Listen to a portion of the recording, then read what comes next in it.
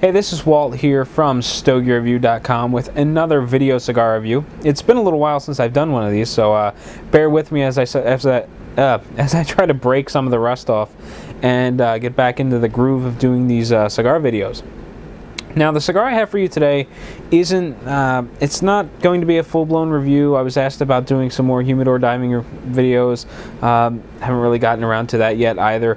But what I do have is a first impression video, and this is the Black Pedro from Felipe Gregorio Cigars.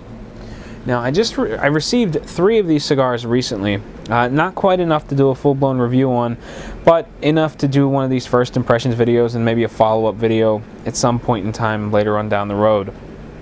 And I really don't know anything about this cigar. It just kind of showed up in the mail, and there was a little thank you card for you know, thanking me for my time for looking at the cigar or smoking it, and just giving them some feedback. But that's really the extent of my history with this cigar and what I know about it. So what I did was I headed over to I just Googled Black Pedro Felipe Gregorio, and the first couple of results that I came up with were YouTube results, and it turns out there's a Felipe Gregorio video explaining this cigar a little bit. So I did what any cigar blogger would do. I lifted the video and I'm going to inject it into this video, and I'll play that for you while I'm lighting the cigar and things like that, so that you can get as much information as I have. The video is very, very short, probably about 1 minute and 15 seconds, and it's just a very, very brief synopsis of what this Black Pedro is. So we'll get to that in just a second, but first and foremost, let's look over the cigar, give it a visual inspection, and then I'll go into cutting and lighting, and you can watch the video. So first, the cigar looks a bit rough. There are several veins moving all around the cigar. They're kind of heavy. They stand out. They give it a really rough texture. They don't look so great. The wrapper leaf is nice and dark except for where the veins are, and then it's kind of blotchy. And I'll see if I can show you that.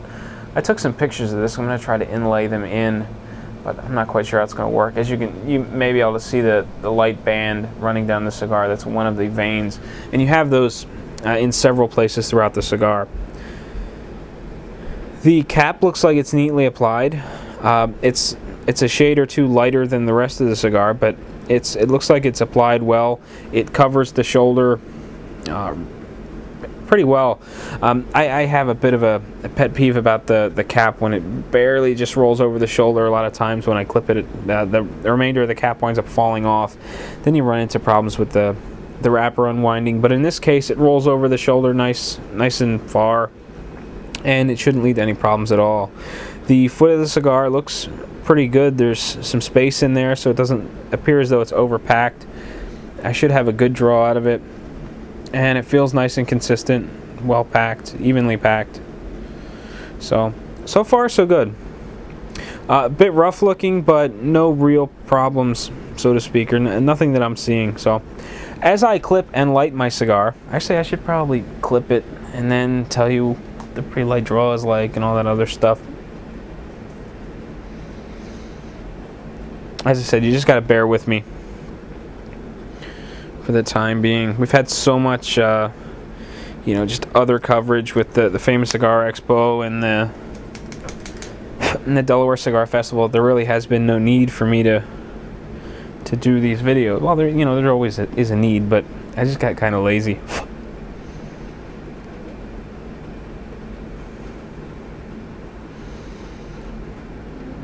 It's got a heavy, grassy taste to it. The draw is otherwise great.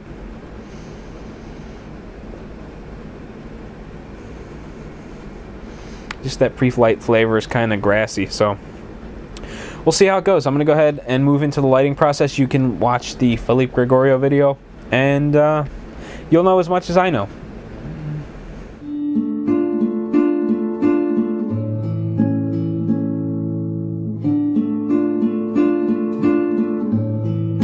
This is the Black Pedro.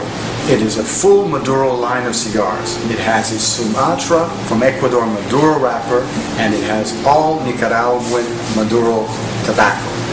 When we say Maduro, there's different concepts. People age Maduro and they age it, and some people put dyes on it. These are all natural sun-grown Maduros that the filler binder have been selected from the darker tobaccos. So in essence, you're dealing with a full-body Maduro cigar. This comes in 4 shapes, and it is a strong, complex cigar that will give the Maduro smoker everything that he's looking for in a cigar. A toasty flavor, as well as complexities and strength.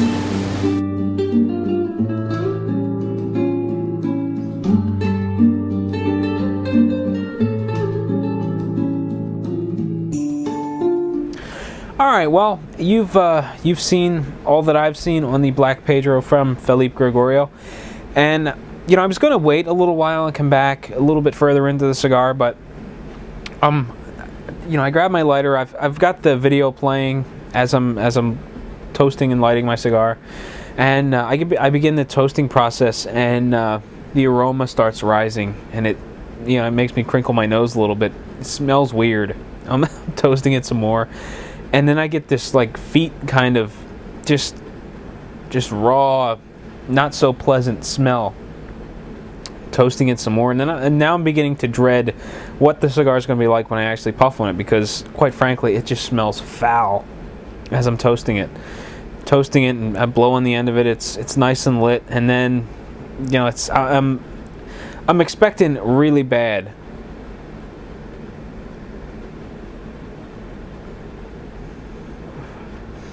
Take a nice big puff, retrohale it, get it through the sinus. I'm expecting the worst, and it's actually quite pleasant. I was really shocked. It tastes nothing like it smells, because it just outright stinks. The resting smoke is pretty rough. Through the sinus, it's fairly smooth. There's a bit of a pepper aroma to it. There's something else I can't quite put my finger on. Across the palate, it's got a bit of a drying effect. It's a little rough on my throat, but the flavor itself is kind of pleasant. It's a little bitter, a little peppery, but I'm only like 2 or 3 puffs into the cigar, and I was just really surprised by how different it tasted from the room aroma. So no real notable reason for turning the camera back on. I just thought, what the hell? I'll share this amusing little story that I just experienced. So I'm gonna smoke some more of my Black Pedro from Felipe Gregorio as I continue on my addiction with the Big Bang Theory. And I say that, and I don't mean, I sit down and I watch the Big Bang Theory every week. I actually discovered it and seriously started watching it like 2 or 3 weeks ago, and I've blown through all of the seasons. I'm about halfway through season 4 now, so it's just a horrible addiction then, and I really like the show. So I'm going to watch an episode of the Big Bang Theory. Then I'm going to come back and we're going to talk a little bit more about the Black Pedro and what my experiences are with it along the way. And then if there's time, I'll probably watch another episode, and I'll come back one last time. We'll close out the video, and then I'll let you be on your way. So sit tight. I'll be right back. Alright, well, the episode of the Big Bang Theory that I was watching is over, and now it is time to come back with some more information on the cigar. The goal was to watch an episode, come back, maybe watch one more episode and come back, but I'm getting pretty short on the cigar, and it just makes sense to only come back once. So let's sort of get an overview of what I think the cigar has, flavor-wise, taste-wise, and then I'll just wrap up this video so that it's relatively short, and just kind of ease my way back into these videos. We'll do something short and sweet this time. So as you saw in the earlier video with Felipe Gregorio, or you saw earlier in the Felipe Gregorio video, I don't know if that's actually Felipe Gregorio or not, but he makes mention that the cigar is powerful, very full-bodied, and I don't know that I agree with that 100%. I mean, it seems as though over the last couple of years we've seen a redefinition in the way full-bodied cigars are classified, and I really don't think this is full-bodied to La Flor Dominicana standards or Cane F standards or El Cobre standards, things like that. This is probably medium to full. It's got a really hearty flavor to it, and I like that quite a bit. It's got some punch through the sinus. There's some pepper there.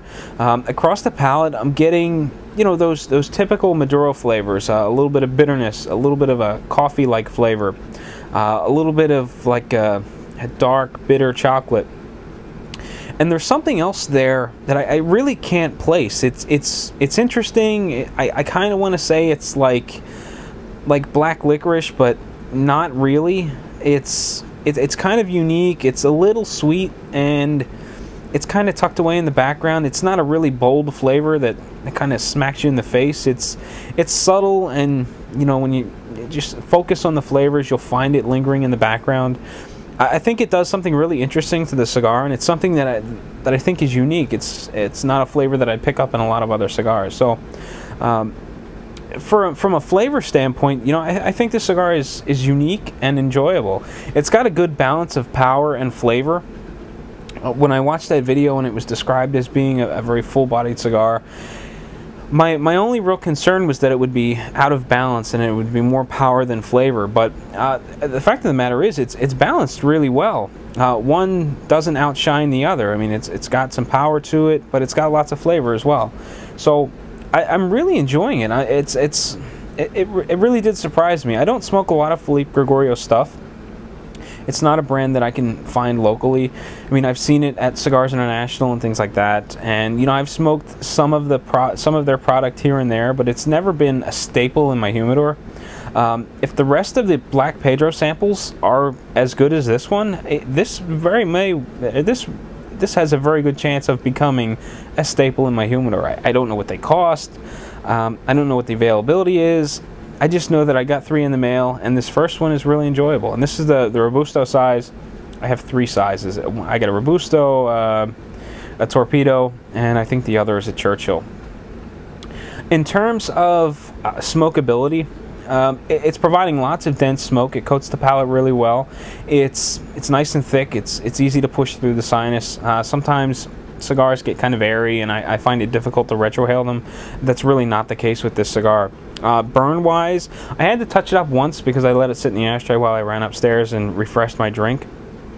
But aside from that, it's doing really well. It's still smoking fairly cool. The burn line is thin and even for the most part.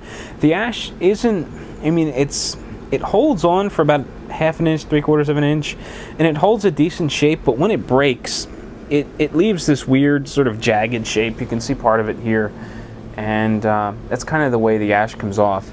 It hasn't dropped off unexpectedly, so you know, I really can't complain much about the way the cigar looks after it ashes. But all in all, I think it's a good, solid cigar, and I'm really interested in trying the others to see if there's some consistency in the line. And if there is, I may just have to look up where I can get some more, because you know, I think it's a good, solid cigar.